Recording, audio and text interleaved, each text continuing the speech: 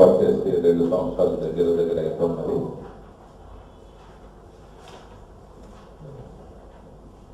చాలామంది మేధావులు, పెద్దలు అందరూ మా హక్కుల పోరాటాల కోసం సమర్థించడం, కాన్ఫరెన్స్లో అటెండ్ కావడం జరిగింది.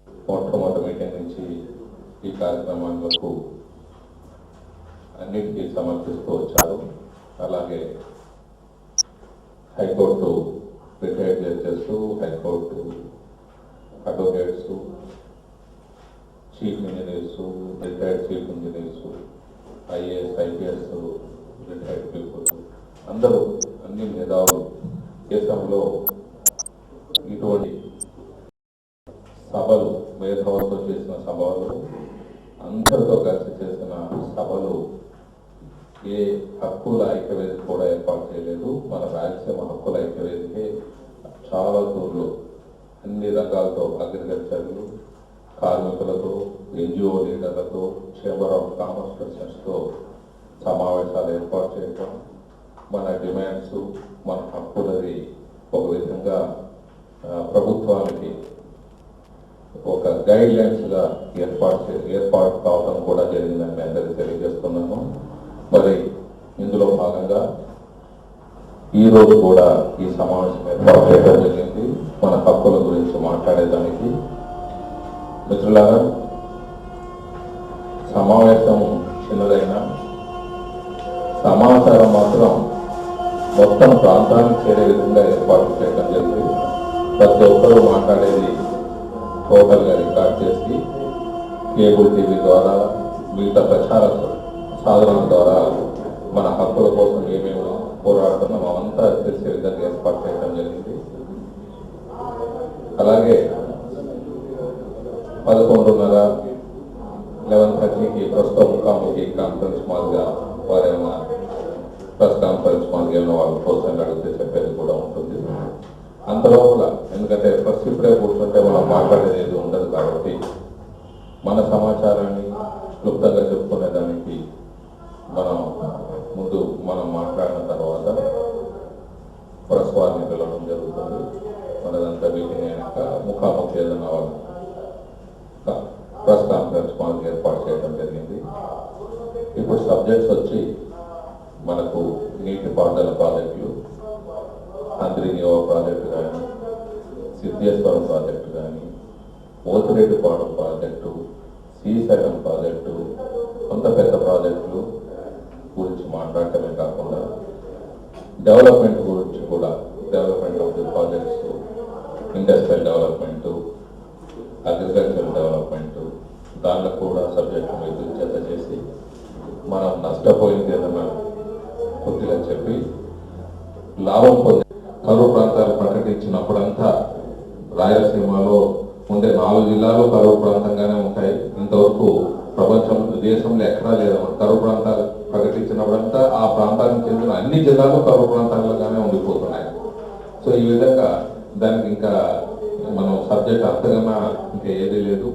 సో అంతమంది మొత్తం రాయలసీమ కరువు ప్రాంతంగా ఉన్నప్పుడు మన నీటిని, మన డెవలప్మెంట్ని దోచుకొని పోతున్నందున అదే మనది మనం నిలబెట్టుకునే దానికి విధానంలో మనం పోరాటం మొదలుపెట్టాము. మరి ఆ పోరాటానికి అంతా మీరందరూ, పెద్దలందరూ సమర్థించారు. మరి ఒక్కొక్కరు మీరు విషయాన్ని క్లుప్తంగా చెప్తుంటే మేము వీడియో ద్వారా రికార్డ్ చేసుకొని పోతాం మొత్తం. మరి ఆ ప్రచార సాధనాల ద్వారా ముందు చరిత్రలో నిలబడే విధంగా ముందుకు వెళ్తామని తెలియజేస్తూ, మరి ఒక్కొక్కరు మాట్లాడే ముందు వచ్చిన వాళ్ళకు మా సెక్రటరీస్ ఇద్దరు ఉన్నారు.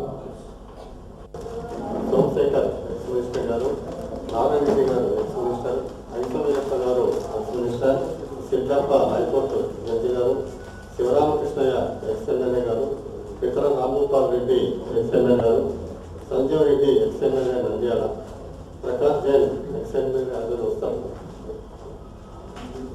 కొత్తరెడ్డి హైకోర్టు మాసుల రాజగోపాల్ రెడ్డి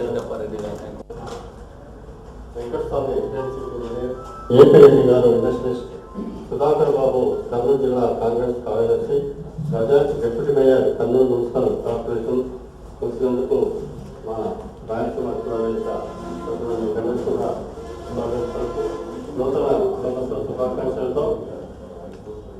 సంవత్సర కాలంగా అత్యధిక ఉద్యమం పాటలో నడుస్తుంది. మరి మీరంతా ఈ ఉద్యమానికి సహకరించారు. భవిష్యత్తులో కూడా సహకరించి మరి పోతిరెడ్డి పాడు గారిని ఇది మన హక్కు కాబట్టి ఈ విషయంలో మీరంతా కూడా స్పందించి మేము ఈ అభిప్రాయాన్ని చెప్పాలని మనం చేసుకుంటూ నమస్కరిస్తూ సెలవు. పోతిరెడ్డి పాడు రెగ్యులేటర్ పైన శాసనసభలో కాంగ్రెస్ నాయకులు, కొంతమంది కాంగ్రెస్ ఎమ్మెల్యేలు, టిఆర్ఎస్ నాయకులు దాన్ని వికృతీకరించి లేనిపోని అభాండాలను వేస్తూ ఈ పోతిరెడ్డి పాడు వల్ల అటు సర్కార్ జిల్లాలకు తర్వాత ఇటు తెలంగాణకు ఏదో పెద్ద ముగ్గురు రాబోతుంది అన్నటువంటి ఉపన్యాసాలు ఇస్తున్నప్పుడు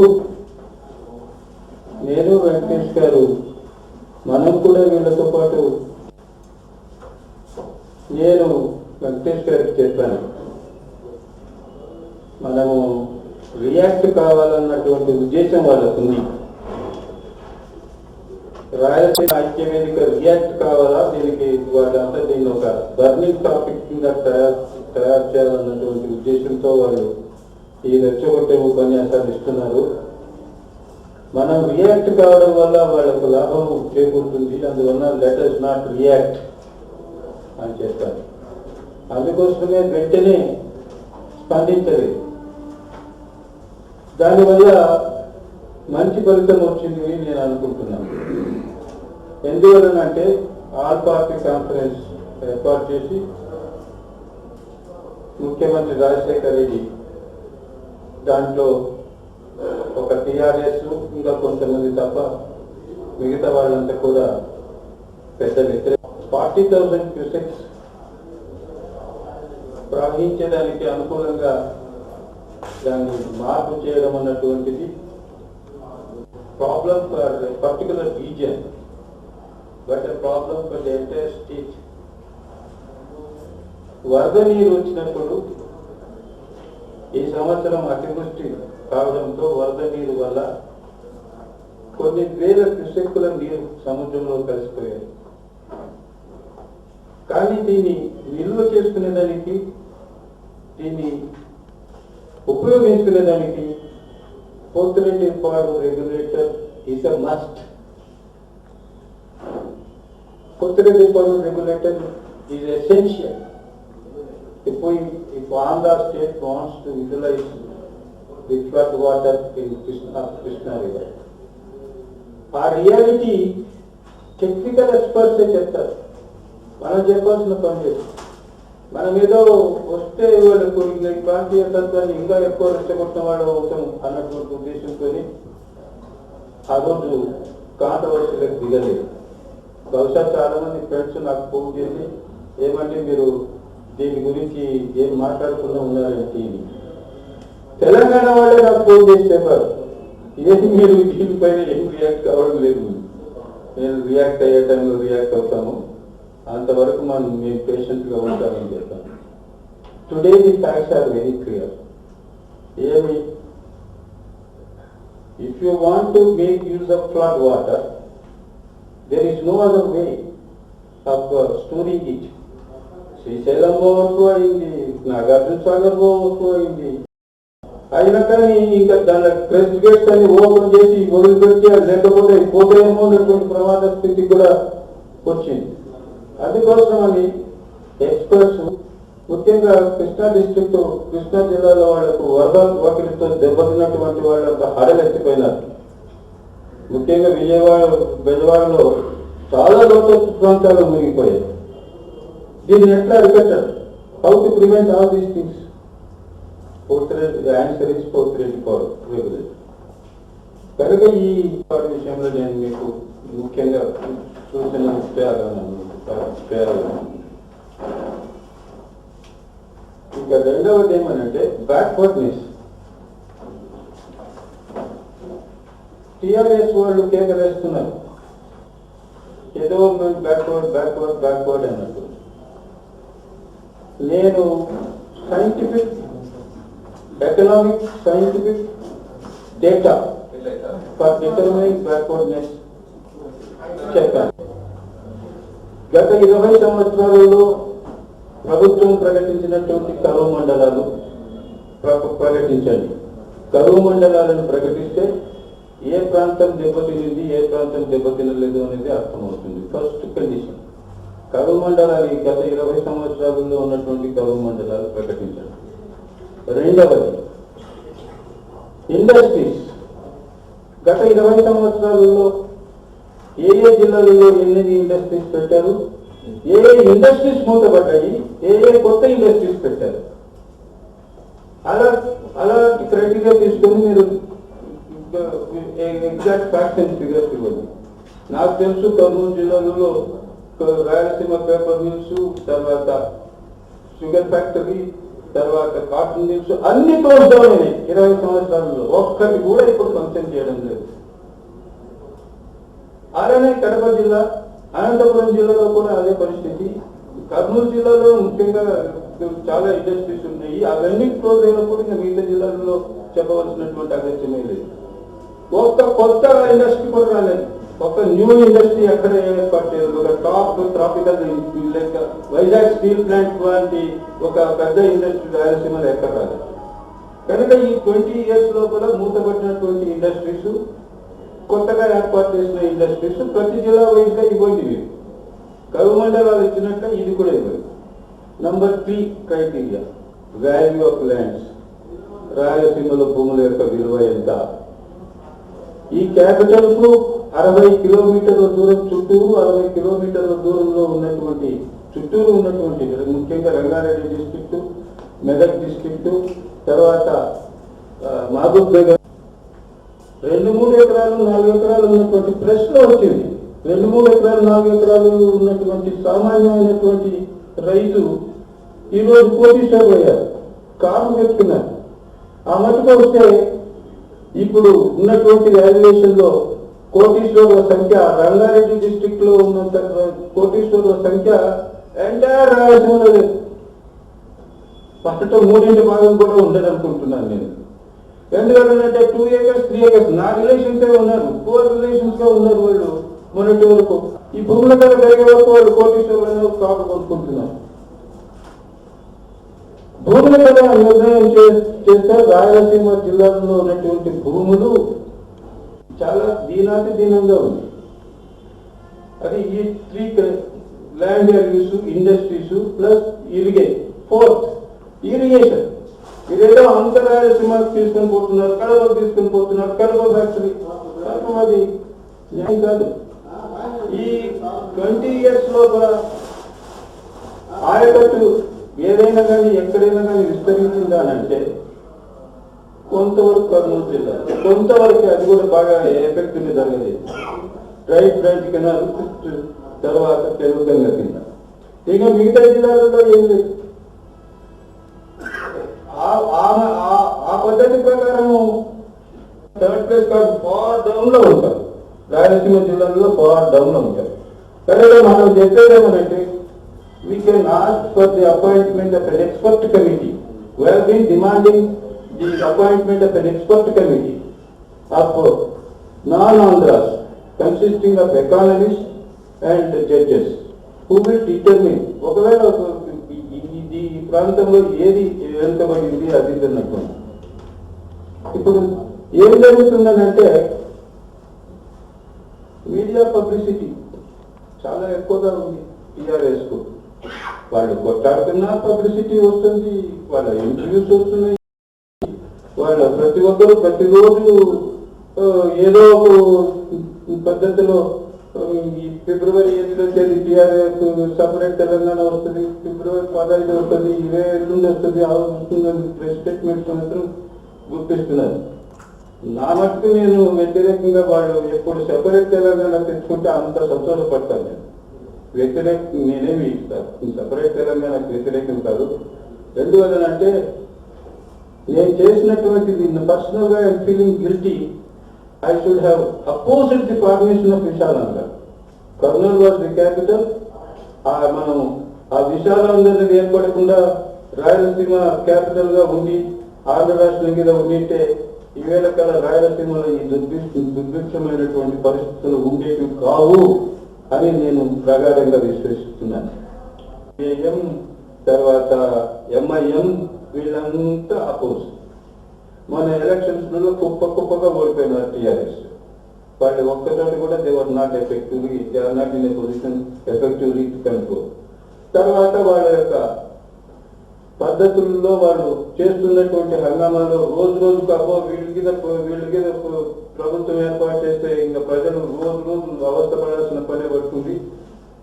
3 నాయకులు ఉంటే 3 గ్రూపులుగా ఉంటున్నాయి అన్నటువంటి అభిప్రాయం జనసామాన్యంలో ఏర్పడింది. మన దగ్గర ఇంకా జనసామాన్యంలో ఏర్పడింది.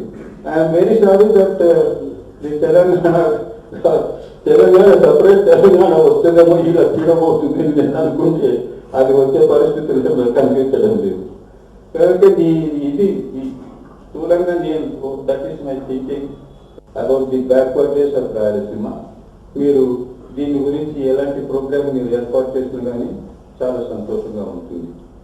ఈ కొద్ది మాటలు చెప్తూ నాకు ఈ అవకాశం ఇచ్చినందుకు వెంకటేష్ గారికి మీకు అందరికీ నా ధన్యవాదాలు తెలియజేస్తున్నాను.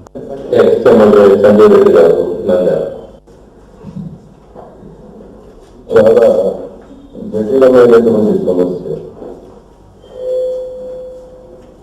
ఇది. ఈనాడు రాష్ట్రంలో రాజకీయంగా ఉండేటువంటి వ్యక్తులు అందరి నోళ్ళలో నడిపేటువంటి మాట. అయితే దీని లోతుపాతులు అందరికీ తెలిసినటువంటి విషయం కాదు. ఇప్పుడు అయ్యప్పరెడ్డి గారు చెప్తుంది చాలా సబబైనటువంటి విషయము.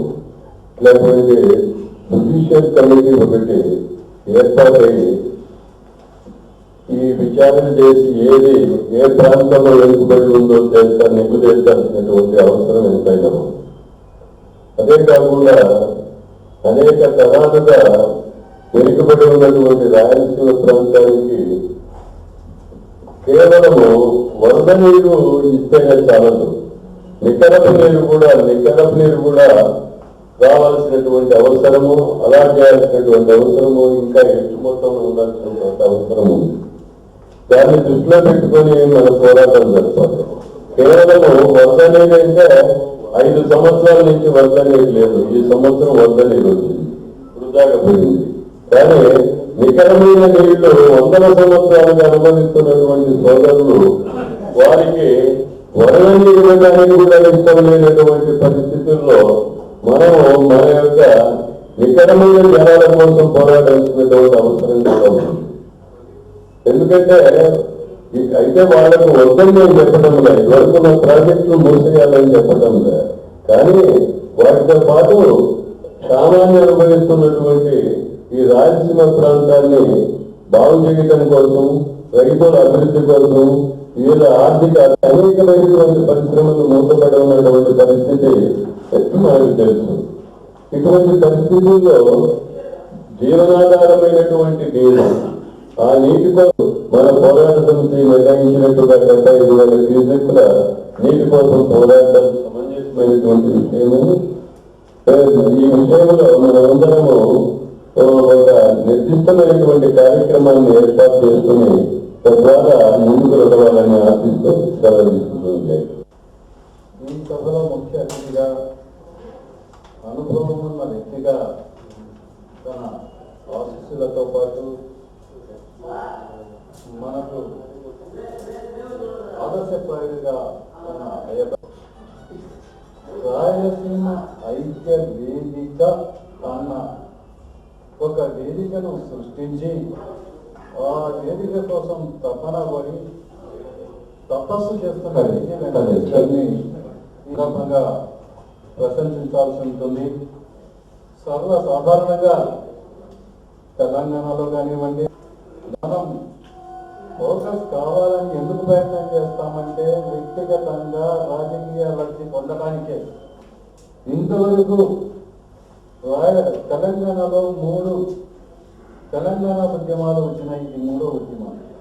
అన్ని ఉద్యమాల్లో కూడా రాజకీయంగా వారు తెలంగాణ అభివృద్ధి కోసం మాత్రం కాదనేది మనందరికీ తెలుసు. మనం ఇప్పుడు ఇక్కడ పోతున్న వాళ్ళంతా అంతో ఇంతో తెలిసిన వాళ్ళు, ఏదో చేయాలనే తపన ఉన్నవాళ్ళు, వ్యక్తిగతంగా మాకు ఇది కావాలా, మేము దీని నుంచి పొందాలా అనుకోని వాళ్ళు కావటం ఉదాహరణ నిజంగా సంతోషించదగ్గ విషయం అని చెప్పి నేను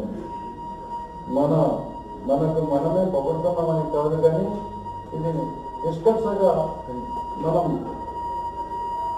సమస్య పరిష్కారం కోసం చేస్తున్న కృషి అని భావిస్తూ పూజ్యులు అయ్యప్పరెడ్డి గారు తెలంగాణ వస్తే సంతోషిస్తాను అన్నారు. అయితే రాదు అని ఆయనకు తెలుసు కాబట్టి వస్తే ఆయన కూడా సంతోషించరు. ఎందుకంటే ఈరోజు మనం హైదరాబాద్ను ఎంతగా అభివృద్ధి చేసామో అందరికీ తెలుసు. హైదరాబాద్ ఇంతగా అభివృద్ధి అయింది అంటే ప్రపంచంలో ఉన్న నగరాల్లో ఇది ఒకటిగా గుర్తింపబడింది అంటే ముఖ్యమైన నగరాల్లో దానికి కేవలం తెలంగాణ వాళ్ళే కారణం కాదు, మొత్తం అఖిలాంధ్ర దేశము కారణం అనేది అందరికీ తెలిసిన విషయమే. తెలంగాణ పోతే హైదరాబాద్ పోతుందనే కాదు, గోదావరి జలాలు కూడా మనకు దక్కవు.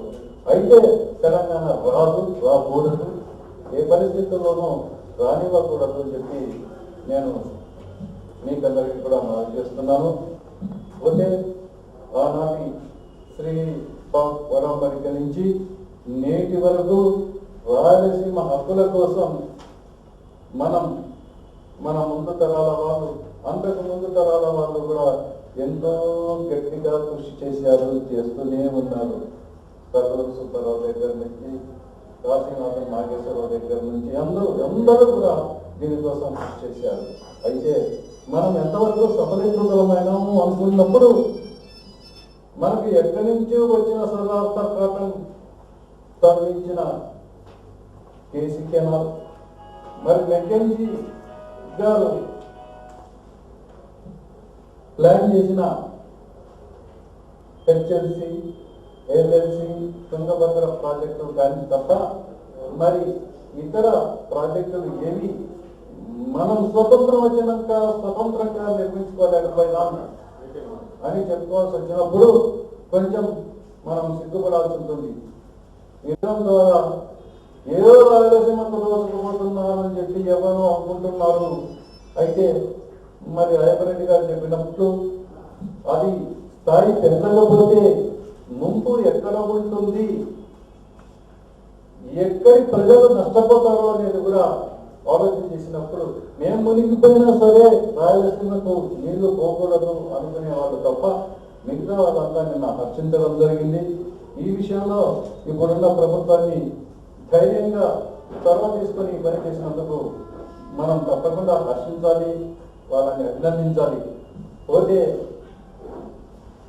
రాయలసీమ మొత్తంలో ప్రియదర్శిని దూరాల ప్రాజెక్టు కానివ్వండి, లేకపోతే శ్రీశైలం రిజర్వాయర్ కానివ్వండి, అలాగే తెలుగు గంగ కానివ్వండి, శ్రీశైలం వైట్ బ్రాంచ్ కెనాల్ కానివ్వండి, ఉద్యమడుగు రిజర్వాయర్ రావాలి. మరి ఉద్యమడుగు రిజర్వాయర్ కట్టడానికి ప్రభుత్వం ఒప్పుకుంటుందా? శ్రీశైలం బ్యాక్ వాటర్స్ అవుతుందేమో అది అనే వాదన కూడా ఉంది. అయినా కూడా ఉద్యమడుగు కట్టాలి. ఉద్యమడుగు కట్టి కనీసం కడప, కర్నూలు, చిత్తూరు జిల్లాల ఆశయాలు పూర్తిగా నెరవేర్చాలని చెప్పి నేను మనవి చేస్తున్నాను. పోతే నేను మీకందరికీ కూడా ముగ్గురిత హస్తాలతో మనవి చేస్తున్నది ఏమిటి, తినడానికి తిండే కాదు, త్రాగటానికి నీళ్లు కూడా లేని జిల్లా రాయలసీమలో ఒకే ఒక జిల్లా మిగిలిపోయింది, అది అనంతపురం జిల్లా. నేను అనంతపురం జిల్లాలోని అని కాదు ఈ మాట చెప్తున్నది. వాస్తవాలను పరిశీలిస్తే, వాస్తవాన్ని మనం లోతుగా ఆలోచన చేస్తే కదిరి, మడకశిర, నల్లమడ ప్రాంతాలు, అలాగే పెనుగొండ తాలూకా ఇవన్నీ కూడా దుర్భిక్షంలో ఉన్నాయి.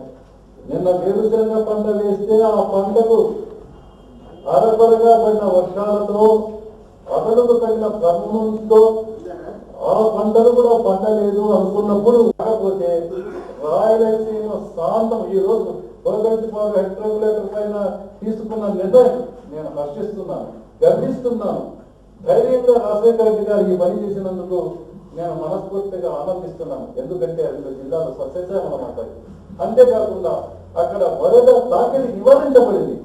ఇటువంటి పరిస్థితుల్లో అనంతపురం జిల్లాలు కూడా ఏం చేస్తారు అని గట్టిగా నేను అడుగుతున్నాను. 10 టీఎంసీల నీళ్లు, 10 శతకోటి ఘనటన్నుల నీరు కేటాయించి తీరాలి నికర జలాలుగా అని చెప్పి నిన్న అఖిలపక్ష రాయలసీమకు పుష్కలంగా అంటే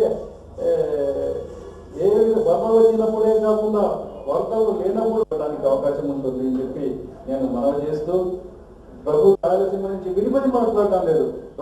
ఒకవేళ అనంతపురం జిల్లా బాగుపడకపోయినా సరే మిగతా 3 జిల్లాలు కడప, కర్నూలు, చిత్తూరు 3 జిల్లాలు బాగుపడినా సరే అనంతపురం జిల్లాకు నీరు ఇవ్వలేకపోయినా కూడా ఒక మేధావులుగా ఒక కమిటీని ఏర్పాటు చేసే ప్రభుత్వం దీన్ని ఏ విధంగా అయితే బాగుపరచవచ్చు, నీరు ఇవ్వలేని పక్షంలో మనం పారిశ్రామికంగా అనంతపురం జిల్లాను బాగుపరచడానికి అవకాశం ఉందా?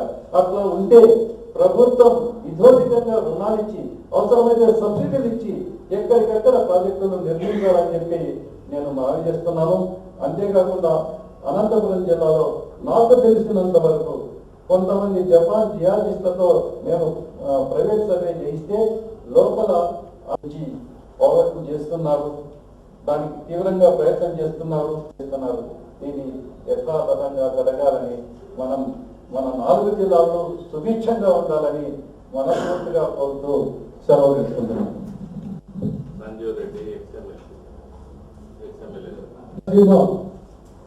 ఐక్య సంఘటన ఐక్యంగా పోరాడి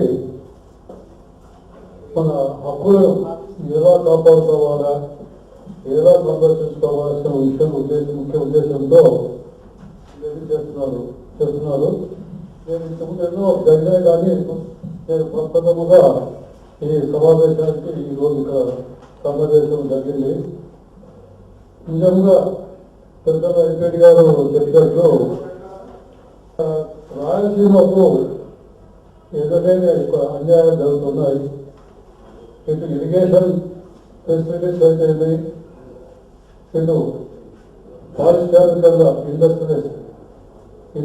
ఇండస్ట్రియలైజేషన్ రాయలసీమ, అదేవిధంగా మనకు ఎప్పటి నుంచో రాయలసీమలో ముఖ్యంగా కర్నూలులో ఒక హైకోర్టు పెన్షన్ పెట్టాలని దాంట్లో కూడా చాలా ప్రస్తావన జరుగుతుంది. ఇవన్నీ కూడా ముఖ్యంగా మన యొక్క రాయలసీమ హక్కుల గురించి మాట్లాడే వినిపించలేకపోతున్నారు. నిజంగా we must feel sorry for those things. TRS మాదిరి మన రాయలసీమ వాళ్ళు బ్లాక్ మెయిల్ చేయలేదు. ఎందుకంటే మన రాయలసీమ మనస్పందన అంటే మనమంతా కొద్దిగా స్ట్రైట్ ఫార్వర్డ్ పోతుంటాం, ఉన్నట్లు డిస్కషన్గా మాట్లాడుకుంటాము. ఈ విషయంలో మనం బ్లాక్ గవర్నమెంట్ కానీ అధికారంలో ఏ పార్టీలను మనం బ్లాక్ మెయిల్ చేయలేకపోతున్నాం. కాబట్టి కొన్ని హక్కులను మనం కూడా కోల్పోతున్నాం. మనమేం బ్లాక్ మెయిల్ చేయాల్సి పనిలేదు.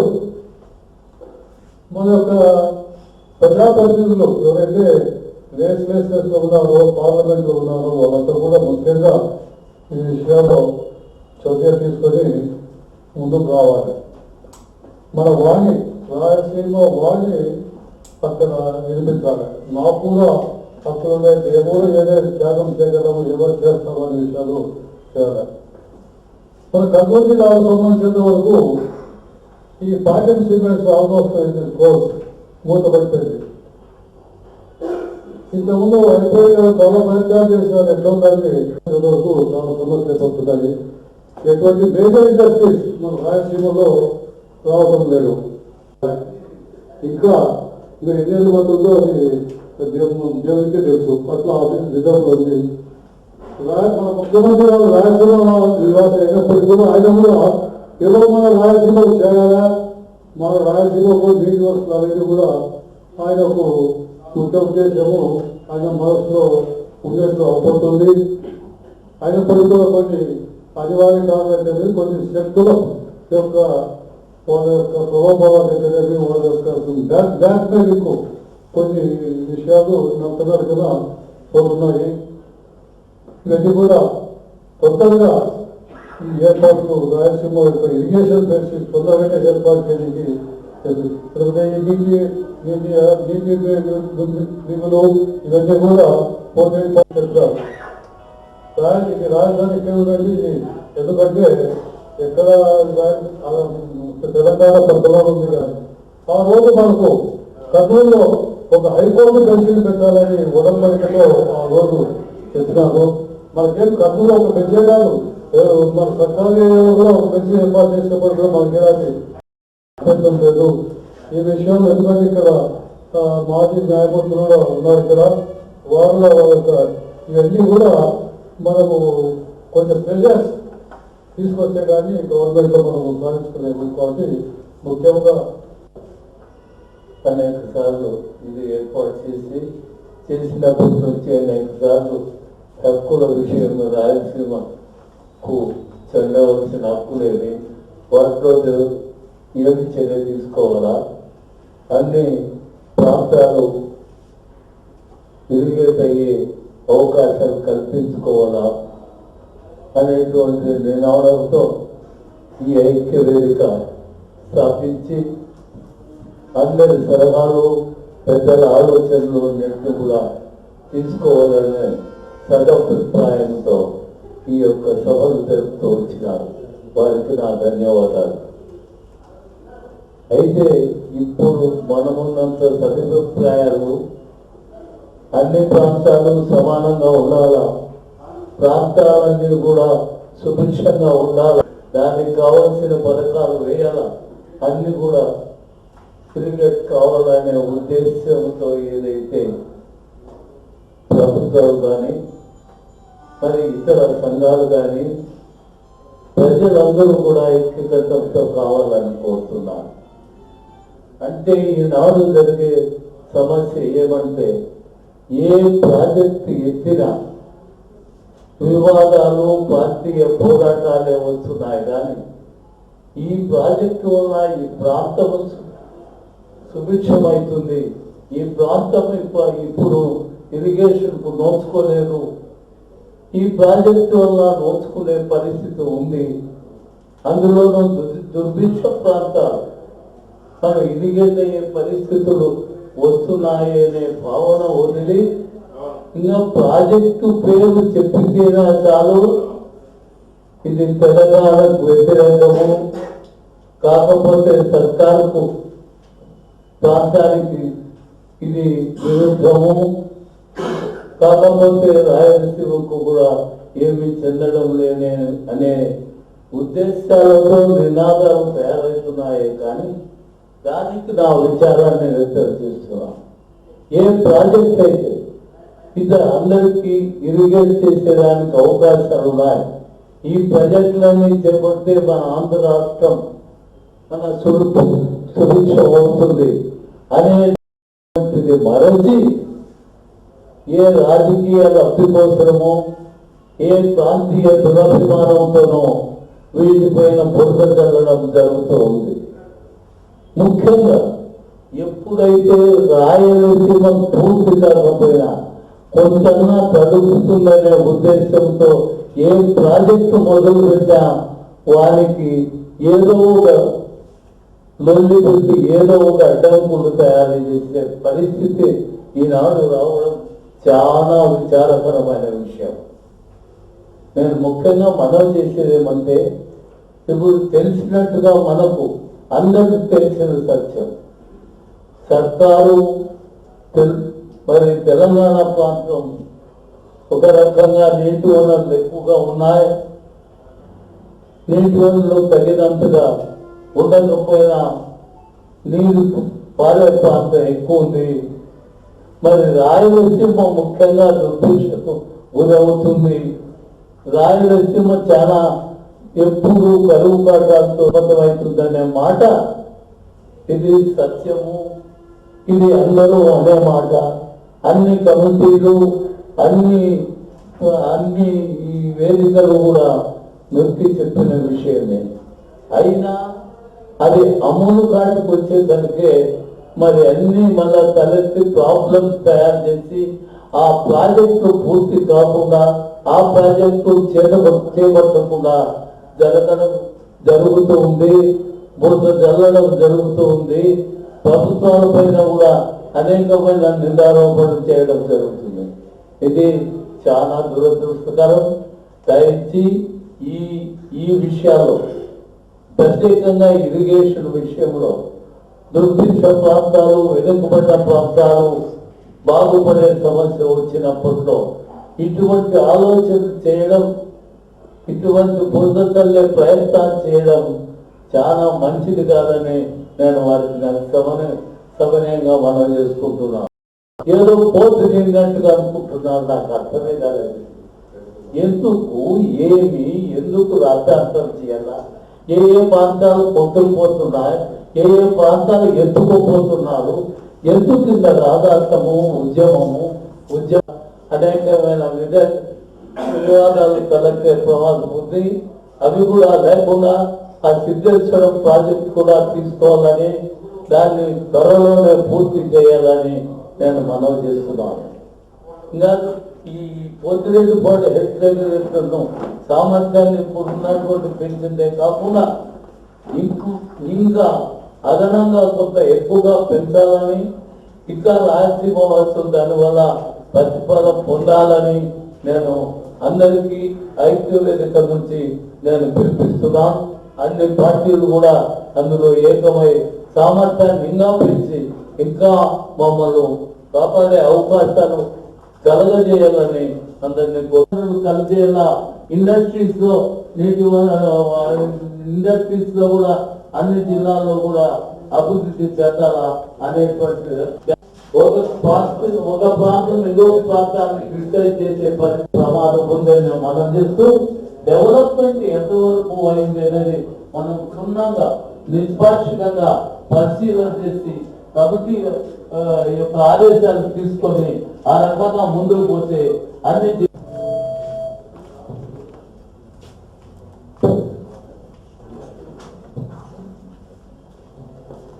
మిత్రులారా, ఈ సభకు ఎక్స్ మినిస్టర్లు వచ్చారు, చీఫ్ ఇంజనీర్లు వచ్చారు. సభను గారు చాలా చక్కగా హైకోర్టులో జంజాల రవిశంకర్ గారు చాలా ఫైట్ చేయడం జరిగింది. వారిని కూడా అపోజిట్ ప్రాజెక్టు మీద ఒక 2 నిమిషాలు మాట్లాడతారు. వారి ప్రాంతం వారు కృష్ణా ప్రాంతము, కానీ కృష్ణా ప్రాంతము ఆంధ్ర ప్రాంతం రాయలసీమ ప్రాంతం కాదు, న్యాయం ఎలా ఉంటే అలా పోరాడతారన్న రవిశంకర్ గారికి సభాముఖుల తరఫున రాయలసీమ తరఫున ధన్యవాదాలు తెలియజేస్తున్నాను. అంతా జరిగింది. మరి తర్వాత ప్రతాప్ రెడ్డి గారు ఎమ్మెల్యే గారు వారి ప్రాజెక్ట్ గురించి మరి ఆయన కూడా సభలో తీసుకుని రావడం జరిగింది. వారు కూడా సిద్ధేశ్వరం ప్రాజెక్టు దాని ఇంపార్టెన్స్ గురించి ఒక 2 నిమిషాలు మాట్లాడతారు. వీరిద్దరు మాట్లాడిన తర్వాత మరి మిగతా వాళ్ళు మాట్లాడతారు. ఇప్పుడు సభను ప్రారంభించవలసి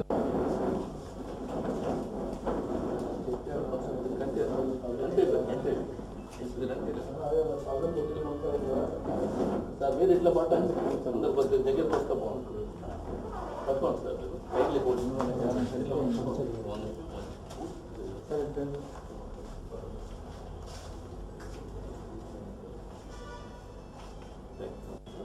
ఒక 2 నిమిషాలు నేను కృష్ణానది గురించి దాని ప్రాసెసింగ్ గురించి ఒక విషయం చెప్తాను. కారణం ఏంటంటే ఎక్కడో మహాబలేశ్వరం పుట్టి 1400 కిలోమీటర్లు ట్రావెల్ చేసి కృష్ణా జిల్లాలో హంసం నీరు దగ్గర సముద్రంలో కలిసే కృష్ణానది దాని మీద ఎన్నో ప్రాజెక్టులు నిర్మించారు.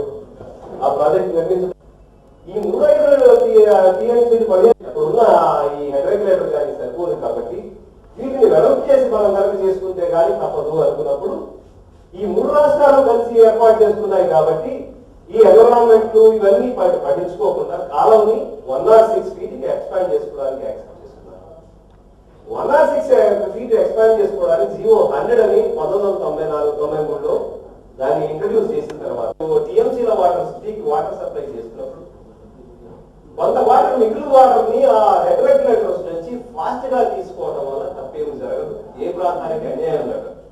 ఇంకొక ముఖ్యమైన విషయం ఏంటంటే మినిమం గ్రౌండ్ వాల్ లెవెల్ నుంచి కానీ రెస్టోరెంట్స్ నుంచి కానీ వాటర్ తీసుకోవాలంటే సపోజ్ సిటీలో కనుక నీటి కాటకం వచ్చి నీళ్లు లేక జనాలు చనిపోయే ప్రాంత అవకాశం వైపు అయినప్పుడు కృష్ణా జిల్లాకి క్రాప్ కి నీళ్లు కోర్టుని అమలెట్ ఫోరం లాగా డిసైడ్ చేయమని గవర్నమెంట్ తీసుకున్న డెసిషన్ మీద నేను డిసైడ్ చేస్తానని, ఇది సాధారణంగా ఇక్కడ మనకి మాన్య న్యాయమూర్తులు కూడా ఉన్నారు. ఒక చిన్న ఆర్టీసీ ఎంప్లాయీ డ్రైవర్ తీసుకోవద్దా అంటే మేము అపలెట్ ట్రిబ్యునల్ కాదు, వాడిని తీసుకోవాలా నువ్వు కోర్టు ఎట్లా వచ్చావని చెప్పే తరుణంలో స్టేట్ వాటర్ ఎట్లా వాడుకోకూడదని తప్పకుండా నిర్ణయించాల్సిన అవసరం ఎప్పటికైనా ఉంది. State has prerogative to use. Now GO 170లో నుంచి మేము అష్యూర్డ్ వాటర్ ని డిలీట్ చేసిన దాంట్లో నుంచి ఇప్పుడు కనుక మీరు తీసుకుని తర్వాత అష్యూర్డ్ వాటర్ అని చెప్పి తీసి పారేయించి ఫ్లడ్ వాటర్ లేకపోతే ఇంకా అది మిగతా వర్డింగ్ అంతా తీసేసినప్పుడు ఈ ఎనేబుల్ వాటర్ అని తీసుకున్నప్పుడు ఈ ఎనేబుల్ వాటర్ అంటే మీనింగ్ ఏంటి? రేపు పొద్దున ఇది ఎత్తిపోవడం తీసుకోవట్లేదే, వరద నీరు తీసుకుంటున్నాం అని చెప్పి ఓపెన్ గా పిటిషన్లు వేసి వరద నీరు మాత్రమే తీసుకుంటున్నాం అని ఎక్స్ప్లెయిన్ చేసుకున్నా కూడా ఈ రకమైన ఈ పిటిషన్లు వేసి ఈ రకంగా డెవలప్మెంట్ ఆపడం అనేది చాలా అన్యాయం. ఎందుకంటే because matter is sub జుడిస్, I can't go into technicalities. I just wanted to ఇది జనరల్ గా మాత్రమే చెప్పగలిగాను. నా ఆర్గ్యుమెంట్ కోర్టులో మాత్రమే ఆర్గ్యూ చేస్తాను. ఈ అవకాశం నాకు ఇచ్చిన పెద్దలకు, వేదిక మీద ఉన్న పెద్దలకు, రాయపరెడ్డి గారికి తెలంగాణ విడిపోతే కూడా సంతోషిస్తామని అనుకుంటే అది విడిపోయేటట్టు లేదు అని ఆయన ఉపన్యాసంలో చెప్పారు. వాళ్ళు ఏమంటున్నారు, తెలంగాణ కావాలని జరిగితే మేము బ్యాక్వర్డ్ ఏరియా, మాకు ఏ రకంగా కూడా న్యాయం జరగడం లేదు సంపూర్ణ వైశాఖలో, కాబట్టి మేము విడిపోయి మేము అభివృద్ధి చేసుకుంటామనే స్లోగన్. కానీ వాస్తవంగా హైబ్రిడ్ గారి కమిటీ కావాలి. నేను ఒక కమిటీ ఏం జరుగుతున్నా అంటే ఆ కమిటీలోనే కాకుంటే భాగంగా కూడా అసలు 1962లో రాష్ట్రం ఏర్పడినప్పటి నుంచి ఈనాటి వరకు పెట్టిన డబ్బు తెలంగాణలో ఎంత డబ్బు పెట్టినాము, ఎంత డెవలప్మెంట్ అయింది 56 నుంచి.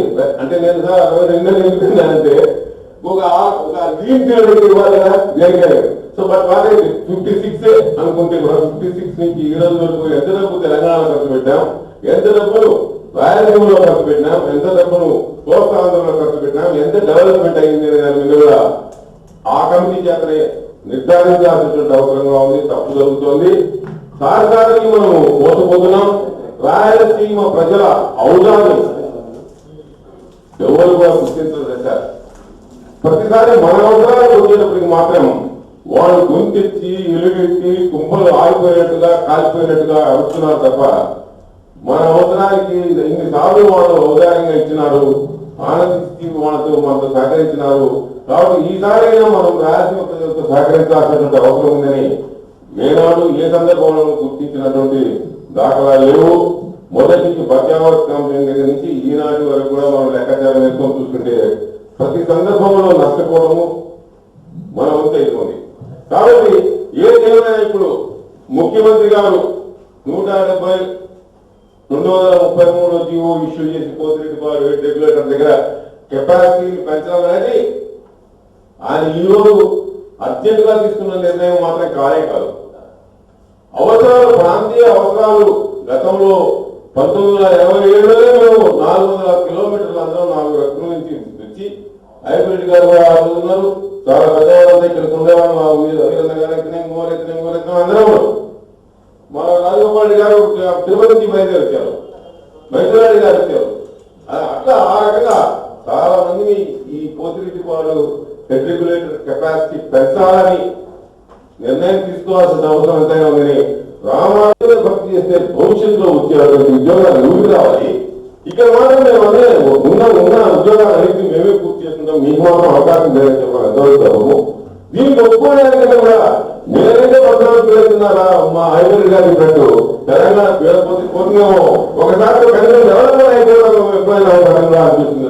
ఈ 16 అనేది ఈ పోతిరెడ్డి పార్టీ లేదండి, ఇదేంటి దీంట్లో అందులో దురదృష్టం ఏంటంటే స్వపక్షము ప్రతిపక్షము కూడా ప్రాంతీయమైన పురస్కరితో మాట్లాడుతున్నారు తప్ప వాస్తవాలు దృష్టిలో పెట్టుకుని మాట్లాడలేరు.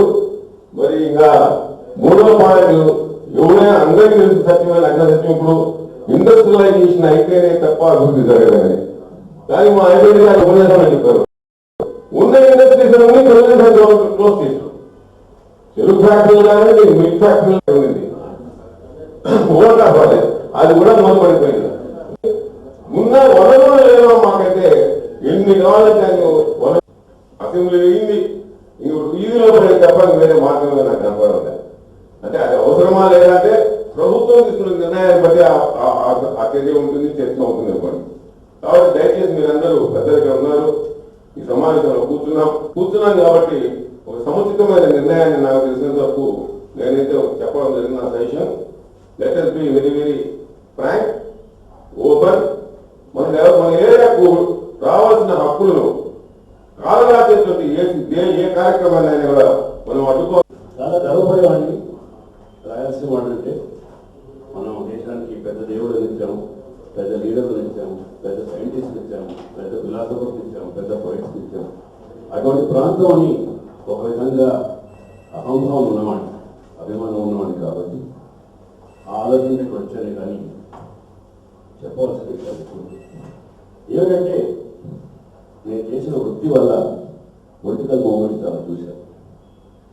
మనం ఒక పొలిటికల్ మూవ్మెంట్ ఉంటే పొలిటికల్ మూవ్మెంట్ అను ఏదో వాళ్ళు చేసుకుంటున్న స్వార్థానికనో అనుకోవడం చాలా పెద్ద పొరపాటు.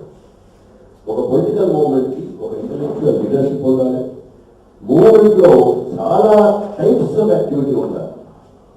మనం ఇప్పుడు కమ్యూనిస్ట్ మూవ్మెంట్ తీసుకుంటే ఇంటలెక్చువల్ లీడర్స్ ఉంటారు, అనుకోండి, మార్క్స్ అనుకోండి, ఏజెన్ అనుకోండి, వాళ్ళు. కానీ ఒక పక్క సాయుధ పోరాటం నుంచి కొనాకు ఈ పక్కన లైఫ్ బ్రేక్ కలర్కి వస్తే గవర్నమెంట్తో రోజు కోఆపరేట్ చేసే సిబిఐ దాకా అన్ని కార్యక్రమాలు ఉద్దేశం ఒకటి. ఉద్దేశం ఏంటంటే టు క్యాప్చర్ పవర్. అది మనం మర్చిపోకూడదు. అట్లాగే ఇప్పుడు తెలంగాణ మూవ్మెంట్లో కూడా మనం నేర్చుకోవాల్సిన లెసన్స్ చాలా ఉన్నాయి. నేను లాస్ట్ టైం చెప్పాను, మీకు ఎప్పుడో 1994లో నేను మంగళూరులో ఎల్ఐసి బోర్డు మీటింగ్ పోయినప్పుడు ప్రొఫెసర్ జయశంకర్ గారు నాతో తెలంగాణ ఇంటలెక్చువల్ ఫోరం అనేవాడు. అప్పటి నుంచి ఇప్పటిదాకా ఆ గమ్యం చేరడానికి ఎన్ని రకాలుగా మనం మూవ్మెంట్ తీసుకుపోవాలో ఆ రకంగా తీసుకుపోవాలి. ఎందుకు ఎప్పుడు కాన్స్టెంట్ గా ప్రజల మనసులో మూవ్మెంట్ ఉండాలి, వెలుగుతూ ఉండాలి. దాన్ని మర్చిపోకుండా చేయాలి. నిజంగా మనం అప్రిషియేట్ చేస్తున్నాం అంటే మర్చిపోకుండా చేస్తున్నాం. గౌరవంగా మాట్లాడచ్చు, దానివల్ల వాళ్ళకి డిఫరెన్స్ అది కాదు, వాళ్ళు ఈ ఒకటి. అది మనం గుర్తుపెట్టుకోవాల్సింది యాజ్ ఎ పొలిటికల్ మూవ్మెంట్. రెండవది యాజ్ ఎ ఎకనామిక్ మూవ్మెంట్ మనం నేర్చుకోవాల్సింది ఏంటంటే, వాళ్ళ ఈ విషయం మీద కాన్సన్ట్రేట్ చేసినప్పుడు అంతా ఏ డిసిషన్ తీసుకోవాలన్నా గవర్నమెంట్ దాని గురించి ఆలోచించే పరిస్థితి వస్తుంది. ఎకనామిక్ డిసిషన్స్లో కూడా పొలిటికల్ ప్రెషర్స్ చాలా పనిచేస్తాయని మనకు తెలుసు. మనమే లాస్ట్ టైం మనం అనుకున్నాం, ఎంత చక్కగా కొన్ని ఇండస్ట్రియల్ ఏరియాస్ ఎంత బాగా డెవలప్ అయినాయి కదా, ఇండస్ట్రీస్ అంతా డెవలప్ అయినాయి, ముందుకు వస్తుంది ఎట్లా జరిగినాయి అనుకోండి. పోతిరెడ్డి ప్రాజెక్ట్ చేయమంటే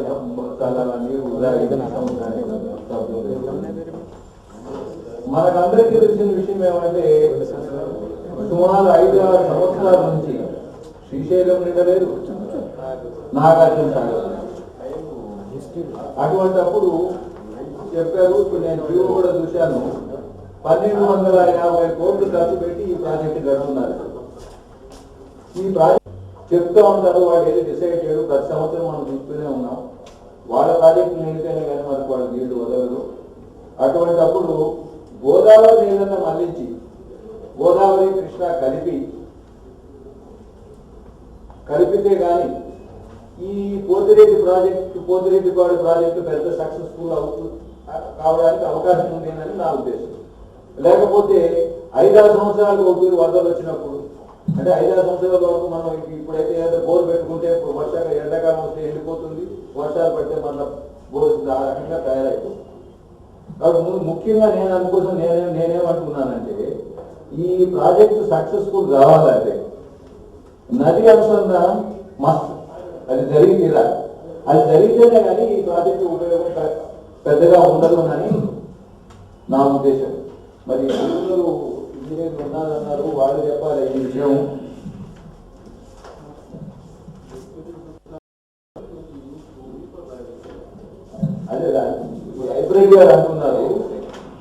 గోదావరి నీళ్లు మళ్ళిస్తే కృష్ణా వాటర్ పూర్తిగా రాయలసీమ ఉపయోగించుకోవచ్చు. అయినా కూడా అది కూడా నేను అంటున్నాను, అది ఈ అనుసంధానంలో నేను నది అనుసంధానంలో ఒక భాగం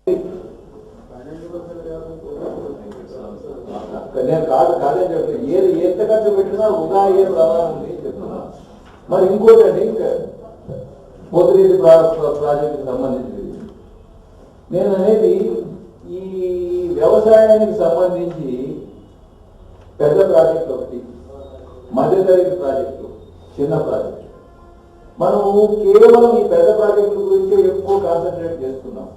ఏది పెద్ద ప్రాజెక్ట్ అంటే మనకున్న నదులు గోదావరి, కృష్ణ, తుంగభద్ర, మరి హంద్రి కొన్ని. మరి ఇవి కాకుండా వేరే నదులు కూడా ఉన్నాయి కదా మనకు. దీని గురించి ఎవరు పట్టించుకోవడం. ఎప్పుడో రాయల కాలంలో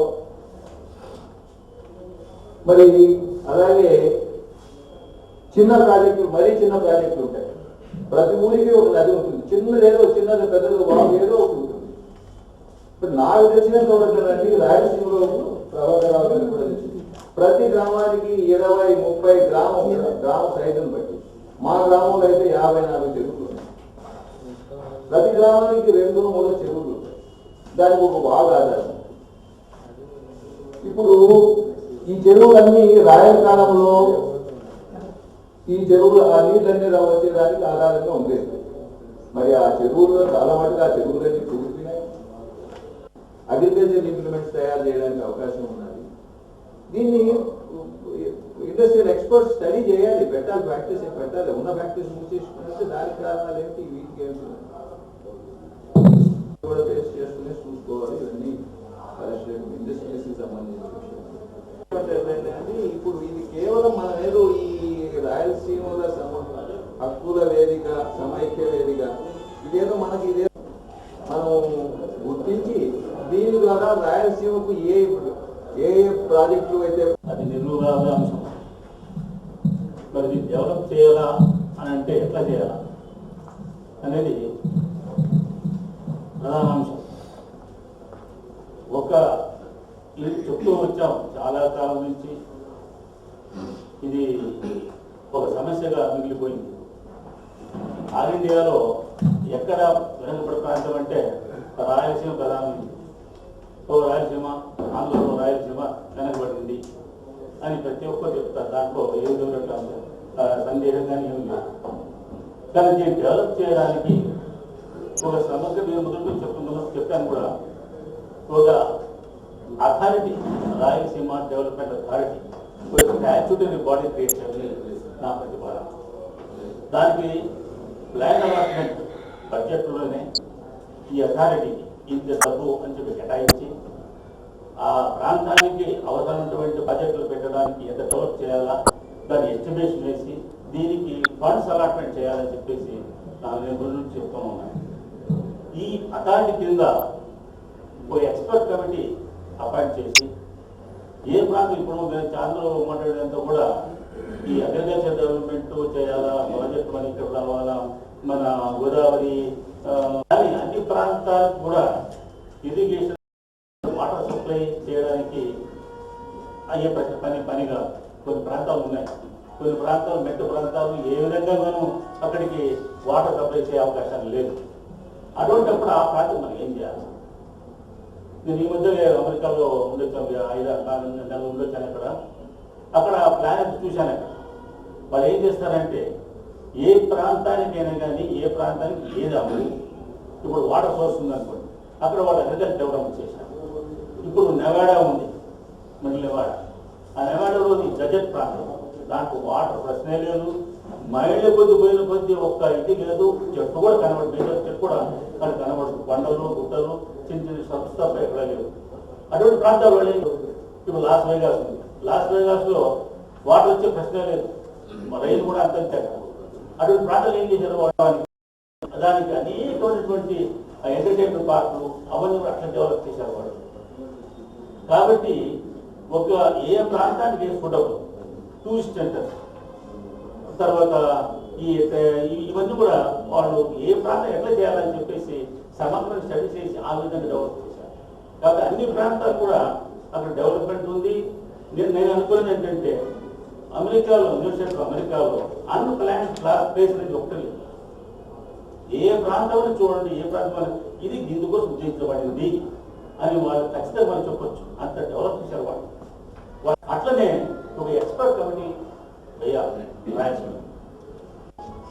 ఆ విధంగా చేస్తే ఈ ప్రాంతం లేదు, లేబర్ లేదు, ఎక్స్పర్టైజ్ లేదు, మార్కెటింగ్ లేదు, అది ఒక ప్రాంతం ముందు పెట్టండి అని ఎవరో ఒక పొలిటీషియన్, ఎవరో ఇది ఒక ప్రాంతీయవాది చెప్పడం వల్ల పెడితే అన్ని రాయలసీమలో ఎట్లా ప్రాజెక్టులు మూతపడ్డాయో అది మూతపడదు తప్పదు.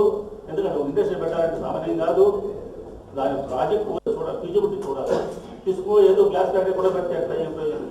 కాబట్టి అటువంటి సమగ్రమైన ఇటువంటి ఫ్యాక్టరీ ఇక్కడ పెడితే డెవలప్మెంట్ జరుగుతుంది అనేటువంటి ఎక్స్పర్ట్ ఒక కమిటీ రిపోర్ట్ ఆ విధంగా డెవలప్మెంట్ చేసుకోకపోతే తప్ప ఏదో అగ్రికల్చర్ పెట్టాలని పెట్టండి, ఎక్కడ అవసరం పెట్టాలి, అంటే ఎక్కడంటే ఎక్కడ మరి దాన్ని పొలిటికల్ ఇచ్చేయాలని నేనంటాం. మరి డెమోక్రటిక్ రాష్ట్రాన్ని అన్నాను.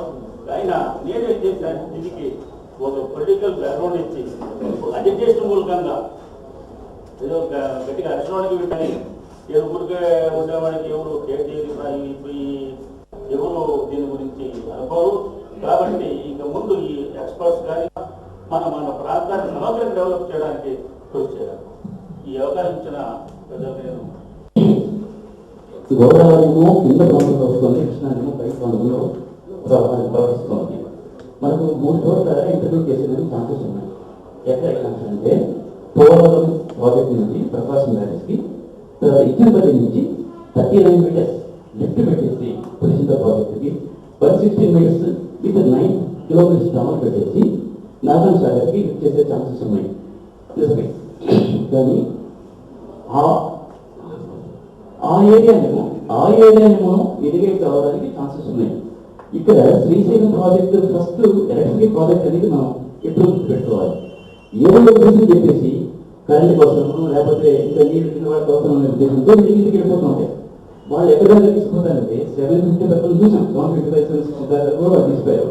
అప్పుడు దాని కెపాసిటీ ఓన్లీ 30-40 టీఎంసీ కంటే ఎక్కువ ఉండదు.